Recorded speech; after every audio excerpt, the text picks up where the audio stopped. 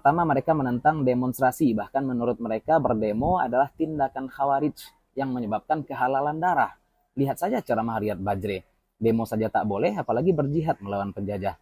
Kedua, mereka paling menyuruh umat Islam di Indonesia saat itu untuk hijrah, sebagaimana saran yang mereka berikan kepada umat Islam Palestina. Kawan-kawan tahu, mereka beli senjata ke Amerika, tapi tak satu pun digunakan untuk mengganyang, padahal posisi geografisnya paling dekat. Silakan cek kemana senjata itu mereka arahkan. Ketiga, semangat juang para pahlawan itu dikobarkan dengan gema takbir aka zikir jahar. Lah menurut mereka zikir jahar itu bid'ah, bagaimana mungkin mereka akan mampu mengobarkan semangat juang para pahlawan? Sampai di sini pun tampak serangan dakwah mereka adalah perkara khilafiyah, kunut lah, zikir jahar lah. Andai gas-gas agresif tersebut dipakai untuk memberantas maksiat, betapa damainya umat Islam di Indonesia.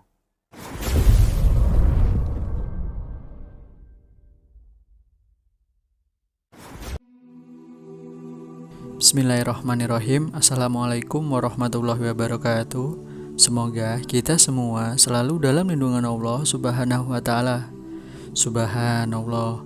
Kalau dalam video sebelumnya saya membantah gagal pahamnya dai Aswaja soal membedakan antara pemerintah dan penjajah, kali ini saya akan membantah pernyataan beliau soal hijrah ketika dijajah dan zikir zahar ketika berjihad, yaitu zikir Allahu Akbar ketika berjihad, teman-teman.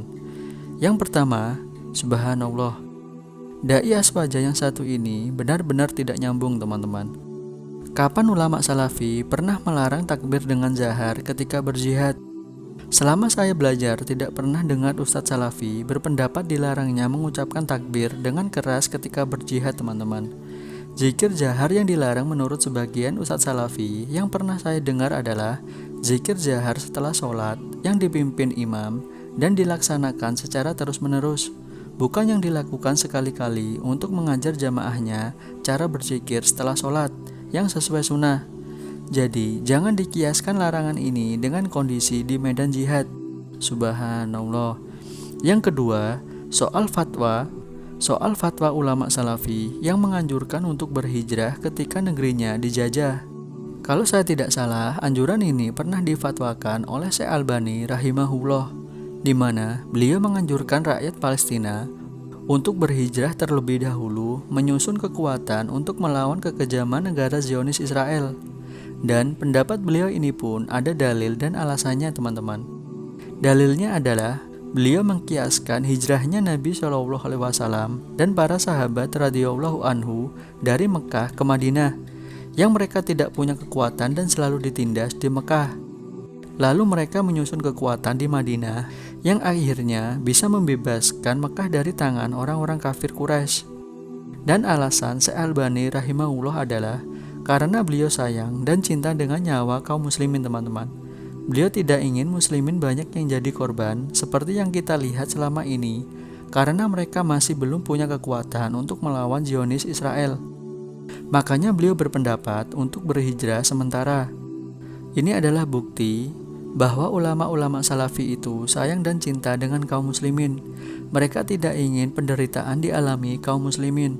Makanya jangan heran kalau mereka selalu menasehatkan kepada kaum muslimin di negeri manapun, jangan suka mendemo dan memberontak kepada pemerintah seperti yang dilakukan sebagian ulama di kalangan Aswaja, yang mudah sekali menyuruh masyarakat dan kaum mudanya untuk mendemo pemerintahnya, turun ke jalan-jalan untuk menolak kebijakan pemerintahnya yang dianggapnya tidak baik.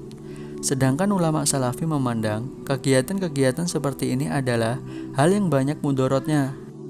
Karena mendemo pemerintah ini akan mudah terjadinya fitnah dan adu domba, teman-teman. Contohnya seperti mudah terprovokasi, entah itu dari demonstran atau dari pemerintahnya.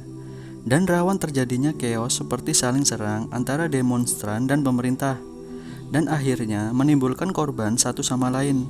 Dan sebagai bukti, lihatlah negara-negara Timur Tengah yang didominasi Aswaja dan yang mengikuti fatwa-fatwa sebagian ulama Aswaja. Negaranya konflik tiada henti sampai sekarang. Dan itu semua berawal dari protes-protes di jalan kepada pemerintah, yang lama-kelamaan menjadi pemberontakan, yang akhirnya pemerintah dan sipil saling bunuh-membunuh. Dan lihatlah negara Timur Tengah yang cenderung aman, stabil, dan makmur yang didominasi berpaham salafi. Mereka tidak suka mendemo pemerintah atau kerajaannya, Mereka cenderung taat sesuai yang difatwakan ulama salafi. Memang tidak ada negara Islam yang sempurna, pasti ada saja kekurangannya teman-teman. Dan yang terakhir, soal kenapa Arab Saudi tidak membantu kaum muslimin Palestina perang dengan Zionis Israel teman-teman. Subhanallah, tidak semudah itu kalau kita berbicara politik antar negara teman-teman. Karena setiap negara punya kebijakannya sendiri-sendiri, di mana mereka juga memikirkan dampak apa yang terjadi kepada negaranya dan masyarakatnya jika mereka mengambil kebijakan internasional apalagi soal perang. Contohnya negara kita teman-teman.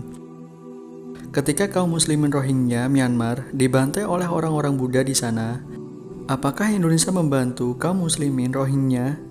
Jangankan membantu dengan menurunkan militernya, korbannya saja yang mau mengungsi di Indonesia saja masih diperdebatkan, ada yang setuju dan ada yang tidak setuju. Wallahu a'lam bishawab. Wassalamualaikum warahmatullahi wabarakatuh.